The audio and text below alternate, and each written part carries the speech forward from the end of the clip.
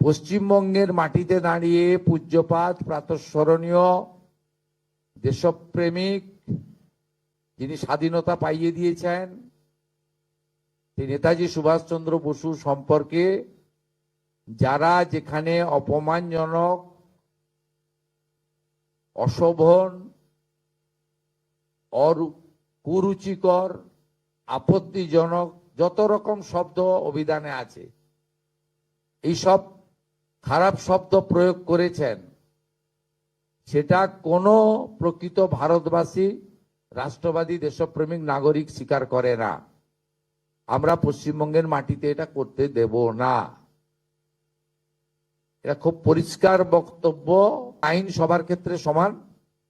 তিনি মন্ত্রী হন, শান্তি হন, সাংসদ হন, বিধায়ক হন, যেই হন, যে দলেরই হন, এমনকি যদি সরকারি কর্মচারী, পুলিশ কর্মী হন, তার ক্ষেত্রেও আইন সমানভাবে প্রয়োগ করা হবে। আমি বারবার বলছি, আমি এভিডেন্সে কথা বলছি। নেতাজি কি করেছে, এর যে আজাদিন ফোর্স বানাই নাই, এটা বিস্তারিত লেখা আছে।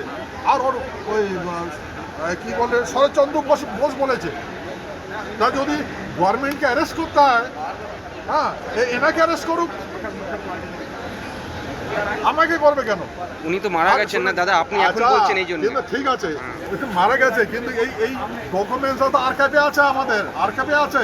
তো আর্কাইভের মালিককে, আর্কাইভ মালিক এবং ভারতের প্রধানমন্ত্রী, গৃহমন্ত্রী এবং আমার যে ডকুমেন্টস ইয়ে করে তথ্য বিভাগ, তো একে অ্যারেস্ট করুন। গভর্নমেন্টের নোটিশ জানেন, প্রধানমন্ত্রীকে অ্যারেস্ট করলে কোর্টে পাঠান, আমাকেও বলবে কেন? এরা দিয়েছে বলে তো প্রচার হচ্ছে। যদি গভর্নমেন্ট এরকম করে থাকে, এখানে বিস্তারিত লেখা আছে, আমি তো একটা মিথ্যা কথা বলিনি। তো এই যাওয়ার পরে যে জওহরলাল নেহরুকে অ্যারেস্ট করা উচিত, আমাদের গভর্নমেন্ট এখন কি করছে, এটা জাজ করা উচিত। এটা তো কংগ্রেসের স্টেটমেন্ট, কংগ্রেস বলেছে।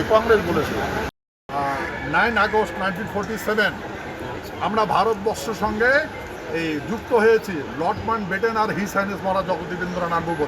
তখন থেকে আমরা ইন্ডিয়ান, আমরা ডোমিনিয়নের সঙ্গে যুক্ত হয়েছি অ্যাজ পার অ্যাকসেশন। মেডেলে বলা আছে এসে Indian independent medal, Indian independent medal. তো বলেন সত্য কোনটা? এটা গভর্নমেন্ট নোটিফিকেশন, গভর্নমেন্ট বলেছে যে মহারাজা জগদীবেন্দ্রনাথের নেতৃত্বে ভারতবর্ষ স্বাধীন হয়েছে। ভারতবর্ষ স্বাধীন হইতো এমন যদি রেকর্ড আমি পাইতাম, তাহলে নেতাজিকে আমি ভগবান বলে থেকে মানতাম, ভগবান বলে মানতাম। আমি এটা পাই নেই ভাই। যদি না পাই আমি কি করে বলবো? নোটিফিকেশন জারি করতে বলেন নেতাজি সুভাষচন্দ্র দেশ স্বাধীন করেছে, বাস খতম। খতম।